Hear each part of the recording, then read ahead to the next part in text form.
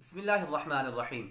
عظیم تابعی بزرگ حضرت سلمہ بن کہیل رحمۃ اللہ تعالی علیہ فرماتی ہیں، ماہ شعبان کو تلاوت قرآن کرنے والوں کا مہینہ بھی کہا جاتا ہے۔ اور حضرت حبیب بن ابو ثابت رحمۃ اللہ تعالی علیہ فرماتی ہیں، شعبان کے آنے پر یہ فرماتے ہیں کہ یہ قاریوں کا مہینہ ہے، کیونکہ ماہ رمضان المبارک کے اندر قاری حضرات جو ہوتی ہیں وہ تراویحوں کے اندر اپنی منزل سناتے ہیں، قرآن پاک کو سناتے ہیں، تو اس لیے ماہ شعبان المعظم کے اندر وہ اس کی تیاری کرتے ہیں، وہ زیادہ سے زیادہ قرآن پاک کی تلاوت کرتے ہیں اور قرآن پاک کو یاد بھی کرتے ہیں۔ اور حضرت عمر بن قیس رحمۃ اللہ تعالی علیہ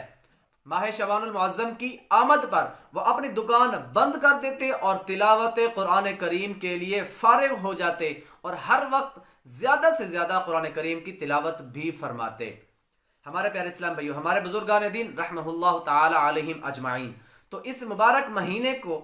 عبادت میں گزاریں، تلاوت قرآن کریں، نیکیوں کا اہتمام کریں، اور ہم غفلت کی نیند سوتے رہتے ہیں۔ ہماری حالت یہ ہے کہ ماہ شعبان المعظم ہو یا رمضان المبارک کا مہینہ ہو تو ہم غفلت کے ساتھ سوتے رہتے ہیں، اور اے مبارک وقتوں میں کوتاہی کرنے والے، ان وقتوں کو ضائع کرنے والے اور انہیں برے اعمال سے آلودہ کرنے والے، تو نے کتنے برے اوقات ان مبارک وقتوں کے حوالے کر دیے کہ یہ مبارک مہینہ ہے، یہ مبارک وقت ہے، تو ہم نے ان مبارک وقتوں کے اندر اپنے کتنے ہی برے اعمال ان کے حوالے کر دیے۔ تو ہمیں چاہیے کہ ان مبارک وقتوں کے اندر یہ مہینہ بھی بڑی عظمتوں اور شانوں والا ہے کہ اس کے بارے میں اتنا ہی ہمارے لیے کافی ہے کہ پیارے آقا صلی اللہ علیہ وآلہ وسلم نے ارشاد فرمایا کہ شعبان میرا مہینہ ہے۔ تو ہمارے لیے یہی کافی ہے، اس کی عظمت کے لیے اتنا ہی کافی ہے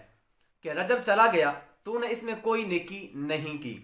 اور اب یہ برکت والا مہینہ ماہ شعبان ہے۔ اے شعبان کی عظمت سے بے خبر رہ کر ان وقتوں کو ضائع کرنے والے، بہت جلدی یہ لذتیں جو ہیں وہ ساری کی ساری چھین لی جائیں گی کہ ہمارے پاس یہ جو لذتیں ہیں، دنیاوی معاش ہے، یہ سارا ایک دن ختم ہو جائے گا، ہمارے پاس یہ کچھ بھی نہیں رہنا۔ تو ہمیں چاہیے کہ ہمارے پاس جو وقت ہے اس کو غنیمت جانتے ہوئے ہمیں زیادہ سے زیادہ ذکر و اذکار کا بھی اہتمام کرنا چاہیے، اور سچے اور خلوص بھرے دل کے ساتھ توبہ کے ذریعے جس قدر گناہوں کا علاج کر سکتے ہیں ہمیں کرنا چاہیے، کیونکہ بہتر انسان وہی ہوتا ہے جو اپنے جرموں کا علاج کر لے۔ تو ہمارے جرموں کا علاج کیا ہے کہ ہم اللہ تعالیٰ کی بارگاہ میں آ کر توبہ کریں، اپنے گناہوں سے معافی مانگیں، اور زیادہ سے زیادہ